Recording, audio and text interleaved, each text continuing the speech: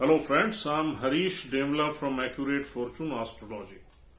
दोस्तों, आज हम टॉरस असेंडेंट में राहु की 12th हाउस की प्लेसमेंट के बारे में डिस्कस करेंगे।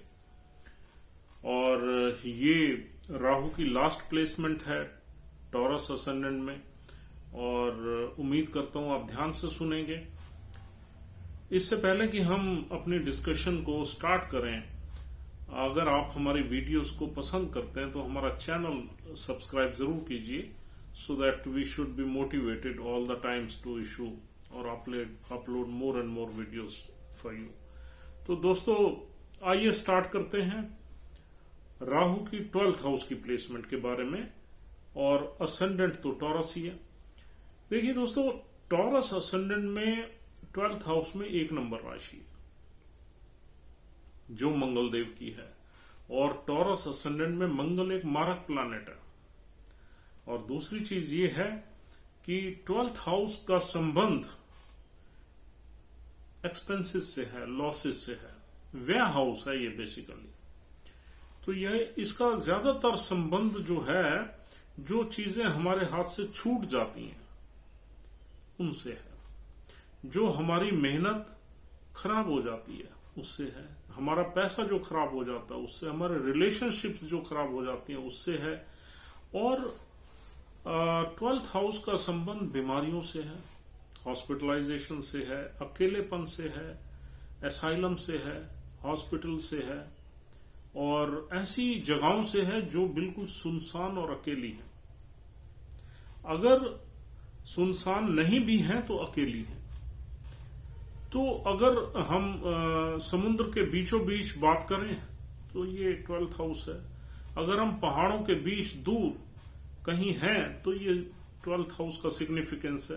अगर हम फॉरेन लैंड पे हैं जहां हम अपने लोगों से काफी दूर हैं तो ये भी कहीं ना कहीं 12th हाउस का ही सिग्निफिकेंस है। 12th हाउस से हम चैरिटी भी देखते हैं। Charity is also a loss, लेकिन विलिंगली लॉस है।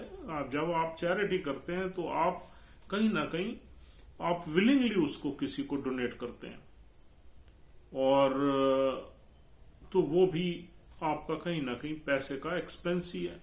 चैरिटी का भी हाउस है 12th हाउस से। और अगर बैड सिग्निफिकेंस है तो बैड प्लेजर्स हैं, एक्स्ट्रा मैरिटल अफेयर्स हैं, हिडन रिलेशनशिप्स हैं, और एक इमेजिनेशन का हाउस है, फैंटेसी का हाउस है, आकाश का हाउस है। वैसे तो 12th हाउस वाटर साइन है, लेकिन यहां पर तो मंगल की राशि है। तो अब 12th house otherwise 12th house का संबंध पानी से है। और अब 1 नंबर राशि अग्नि राशि है टॉरस असेंडेंट में। अब देखिए यहां पर और क्या चीजें मिलती हैं। यहां पर आदमी की जो अच्छी चीजें अगर देखें तो इन्वेस्टमेंट्स आदमी जो करता है वो भी 12th हाउस से देखते हैं। Long term investments, foreign country की सेटलमेंट भी 12th हाउस से देखते हैं। फॉरेन की एजुकेशन भी 12th हाउस से देखते हैं। और एक लग्जरियस लाइफस्टाइल भी 12th हाउस से देखते हैं, और स्पिरिचुअल वर्क भी 12th हाउस से देखते हैं। ये सारी अच्छी चीजें हैं। तो देखिए 12th हाउस से अच्छी चीजें भी हैं, बुरी चीजें भी हैं। लेकिन राहु का मंगल की राशि में बैठना अच्छा नहीं माना जाता, बिकॉज मंगल का तो राहु बिटर एनिमी है। राहु का यहां जब भी बस चलेगा तो इस नेटिव को हैरस करेगा, परेशान करेगा। किसमें परेशान करेगा? लॉसेस में। अब यहां पर सबसे पहले तो वेल्थ का लॉस यहां पर हमें नजर आता है, यानी कि आदमी के ऊपर कर्जे या डेट्स ज्यादा हो जाते हैं और वेल्थ का लॉस रहता है। और दूसरा यहां पर जो लॉस रहता है, हमारी मेहनत का लॉस हो सकता है, यानी कि कहीं ना कहीं हम जो भी काम कर रहे हैं उसका हमें फल ही नहीं मिल रहा है। और तीसरा यहां लॉस रहता है हमारे रिलेशनशिप्स का। तो हमारे रिलेशनशिप्स के घर से अगर कोई प्लैनेट 12th हाउस में आ जाए तो वो भी कहीं ना कहीं हमें जो है ना लॉस वहां रिलेशनशिप का नजर आता है। अब यहां पर राहु बैठा हुआ, उसकी दृष्टि भी चौथे घर से। चौथा घर बहुत ऑस्पिशियस है, रिलेशनशिप्स का है, प्यार का है, मोहब्बत का है, इमोशंस का है, मटेरियलिस्टिक हैप्पीनेस का है। 12th हाउस में बैठा हुआ राहु मंगल की राशि में तो चौथे घर से आपको डिप्राइव करने की कोशिश करेगा, वहां हार्डशिप दे देगा, वहां ऑब्स्टेकल्स दे देगा, यानी सुख में ऑब्स्टेकल्स, गाड़ी भूमि मकान वगैरह को लेने में ऑब्स्टेकल्स, आपकी कन्वीनियंसी में ऑब्स्टेकल्स, या आपकी इमोशंस को डिस्ट्रेस रखेगा, इमोशंस में हार्डशिप दे देगा, तो कहीं ना कहीं एक वॉलेटाइल रखेगा आपकी इमोशनल फीलिंग्स को। तो यहाँ चौथे घर को खराब कर देगा 5वीं दृष्टि से। और उसकी 7वीं दृष्टि में केतु बैठा हुआ है, तो केतु जहां बैठा हुआ हो वहां पर राहु की ज्यादा नहीं चलती, वहां केतु के ज्यादा रिजल्ट्स मिलते हैं हमें। और 9th इसकी जो एस्पेक्ट रहेगा वो 8th हाउस पे रहेगा। 8th हाउस भी ऑब्स्टेकल का हाउस है, और फिर 8th हाउस के अगर राहु ने ऑब्स्टेकल्स एक्टिवेट कर दिए तो हमारी जो लाइफ है उनको परेशानियों से भर देगा, प्रॉब्लम से भर देगा, कुछ ना कुछ हमारी लाइफ में चलता ही रहेगा। भाई फुल इवेंटफुल लाइफ रहेगी हमारी, क्योंकि 8वां घर एक्टिवेट कर देगा। तो राहु यहाँ बैठा हुआ ज्यादातर हमने देखा है बुरे ही रिजल्ट्स देता है। लेकिन एक यहाँ पर अगर हम देखें कि राहु पहले क्या क्या दे सकता है, देखिए राहु यहाँ आपके एक्सपेंसेस बढ़ा सकता है, आपके लॉसेस दे सकता है, आपके डेट्स बढ़ा सकता है, आपके रिलेशनशिप में डेफिशिएंसीज क्रिएट कर सकता है, रिलेशनशिप में डिस्टेंस पैदा कर सकता है, आपको एक्स्ट्रा मैरिटल अफेयर्स के थ्रू सेक्स में डाल सकता है, बैड प्लेजर्स में डाल सकता है, आपकी मैरिड लाइफ खराब कर सकता है। और यहाँ बैठा हुआ राहु आपको मकान, जायदाद, जमीन लेने में प्रॉब्लम्स पैदा कर सकता है, क्योंकि मंगल की राशि में बैठ गया। और यहाँ बैठा हुआ राहु अगर इसके पॉजिटिव इंपैक्ट देखें तो राहु यहाँ बैठा हुआ आपको फॉरेन कंट्री ले जा सकता है, आपको फॉरेन कंट्री में चाहे आपको कुछ ट्रबल्स वगैरह देगा, लेकिन सेटल कर सकता है अगर कोई और योग इस तरह का है तो। और यहाँ पर बैठा हुआ राहु आपको इन्वेस्टमेंट्स करवा सकता है, थोड़ा सा आप चैरिटी वगैरह भी कर सकते हैं, स्पिरिचुअल एक्टिविटीज में भी आ सकते हैं। ये सारे अच्छे यहाँ पर फल हैं जो कि राहु दिलवा सकता है। लेकिन उसकी कंडीशन ये है कि राहु किसी ऐसे नक्षत्र में बैठा हो जो राहु का मित्र नक्षत्र हो, और उस नक्षत्र का लॉर्ड भी वेल प्लेस्ड हो, तब ये चीजें होंगी अच्छी वाली। अदरवाइज अब हम यहां देख लेते हैं कि नक्षत्र कौन कौन से हैं। यहां पहला नक्षत्र अश्विनी नक्षत्र है जो केतु का है, जो 0 से 13.2 डिग्री तक रहता है। अगर राहु इस डिग्री के बीच में बैठा हुआ है तो आपको अश्विनी नक्षत्र में मिलेगा। अश्विनी नक्षत्र का लॉर्ड केतु है जो सामने ही बैठा हुआ है, यानी छठे घर में बैठा हुआ है। तो केतु का नक्षत्र में राहु का बैठना अच्छा नहीं माना जाता। अब दोनों ये हाउस मैलेफिक हाउस है, 6th house and 12th house. अब एक तो राहु 12th हाउस में मंगल की राशि में बुरे फल देता है, दूसरा केतु छठे घर में बैठा हुआ है। केतु के नक्षत्र में राहु और बुरे फल देगा, क्योंकि केतु भी गलत घर में बैठा हुआ है। अगर यहां पर जो है ये तो बाय वर्च्यू ऑफ डिफॉल्ट ये आमने सामने ही रहते हैं, तो अगर ये जिस नक्षत्र में बैठा हुआ उसका लॉर्ड किसी अच्छे घर में बैठा हो तो हम अच्छे रिजल्ट्स एक्सपेक्ट कर सकते हैं। राहु और केतु दोनों डिफरेंट एनर्जीज हैं, और यहां पर राहु केतु के नक्षत्र में कभी भी अच्छे रिजल्ट्स आपको नहीं देगा। और दूसरा यहां पर ये देखना जरूरी है कि मंगल जो डिस्पोजिटर है उसकी प्लेसमेंट कहाँ है।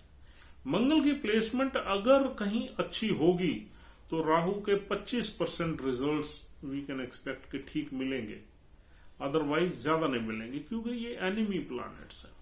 मंगल उससे कुछ काम लेना चाहेगा और वो करेगा नहीं अगर अच्छा भी बैठा होगा। हाँ, राहु अगर मित्र प्लैनेट के नक्षत्र में बैठ जाए और वो अच्छा बैठा हो तो फिर कहीं ना कहीं हमें मिक्स्ड रिजल्ट्स मिलते हैं, बुरे भी और अच्छे भी। तो आइए दोस्तों, दूसरा हम देखते हैं यहाँ नक्षत्र कौन सा मिलता है। दूसरा नक्षत्र शुक्र देव का भरनी नक्षत्र मिलता है। अगर राहु यहाँ भरनी नक्षत्र में हो और शुक्र देव की प्लेसमेंट ऑस्पिशियस हो, इस घर में लगन का स्वामी भी है, सपोज शुक्र देव किसी अच्छे घर में बैठा हुआ है, चौथे घर में है, लगन में है, दूसरे घर में है, या 10th हाउस में है, 11th में है, यानी कि एग्जॉल्टेड है, तो फिर यहां पर राहु के मिक्स्ड रिजल्ट्स मिलेंगे। शुक्र से, क्योंकि उसकी मित्रता, और शुक्र देव राहु के गुरु भी हैं, तो कुछ अच्छे रिजल्ट्स भी राहु देगा और कुछ मंगल से रिलेटेड इरिटेबल कंडीशंस में बुरे भी देगा। अब बुरे और अच्छे रिजल्ट्स कैसे मिलेंगे? जब जब राहु अपने शुक्र की अंतरा में चलेगा, या शुक्र की महादशा और राहु की अंतरा चलेगी, या परेंद्र दशा चलेगी, या सूक्ष्म दशा चलेगी, तो राहु शुक्र की दशा में अच्छे रिजल्ट्स देगा। या राहु फिर किसी और ऐसे प्लैनेट जो उसके मित्र प्लैनेट्स हैं, बुध है, या राहु में राहु है, या शनि है, इनमें अच्छे रिजल्ट्स देगा, क्योंकि ये योग कारक प्लैनेट है शुक्र के लगन में। लेकिन इनका अच्छा बैठा होना भी बहुत जरूरी है, अच्छी बात है। तो अब हम मिक्स्ड रिजल्ट्स की बात करते हैं। तो राहु मंगल की राशि में है तो बुरे देगा, यानी कि कुछ न कुछ पीड़ा रहेगी, कुछ कर्जे रहेंगे, कुछ रिलेशनशिप में खराबी रहेगी, कुछ आपकी मेहनत की खराबी रहेगी, कुछ लॉस रहेंगे, कुछ ये सारी चीजें रहेंगी। लेकिन इसके साथ साथ अच्छी चीजें भी वो चलेंगी, बिकॉज ऑफ वीनस की गुड प्लेसमेंट। वीनस अगर अच्छी प्लेसमेंट में है तो अच्छी, तो यहां पर हम we can assume that you will get good results.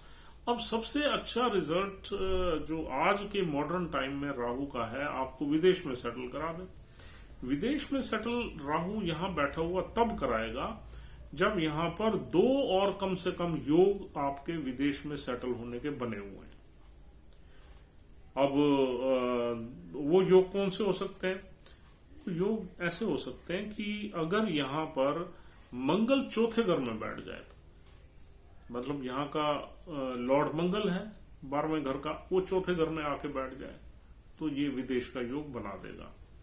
या फिर 9th हाउस का लॉर्ड शनि है, शनि राहु के साथ बैठ जाए तो भी विदेश का योग बना सकता है, लेकिन ये डिस्टेंट होने चाहिए 12वें घर में, क्लोज कंजंक्शन में नहीं होने चाहिए। इनका जो गैप है वो कम से कम 10 डिग्री से ज्यादा दूर होना चाहिए। अगर क्लोज कंजंक्शन में राहु और शनि बैठ जाए तो एक बुरी बीमारी का योग बना देते हैं, और 12वां घर बीमारी और हॉस्पिटलाइजेशन का है ही है।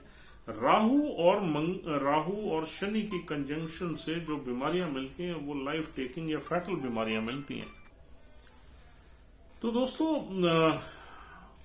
अगर राहु भरनी नक्षत्र में है, जो कि 13.2 डिग्री से 26.4 डिग्री तक मिलेगा, और अगर उस नक्षत्र में राहु देव हैं, तो आप ये मानिए कि राहु अपने एनिमी साइन में तो बैठे हैं, लेकिन जिस कॉन्स्टलेशन में बैठे हैं, जिस हाउस में बैठे हैं, वो शुक्र देव का है। शुक्र देव से राहु की अति मित्रता है, और शुक्र देव राहु के गुरु ही हैं, यूं आप समझ लीजिए।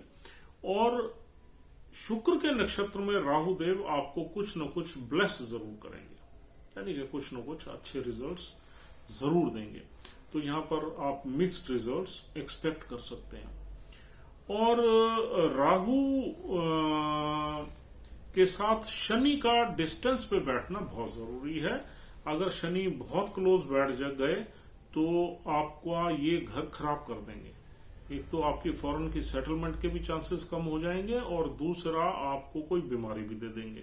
तो शनि और राहु की कंजंक्शन जो है वो बहुत ही बुरी मानी जाती है एस्ट्रोलॉजी में। शनि और राहु या केतु और शनि, ये 2 conjunction are the worst conjunction as far as disease is concerned. तो ये जो है इसको आप थोड़ा सा यानी कि ध्यान से देखिए। और दोस्तों, तीसरा नक्षत्र है यहाँ सूर्य देव का नक्षत्र।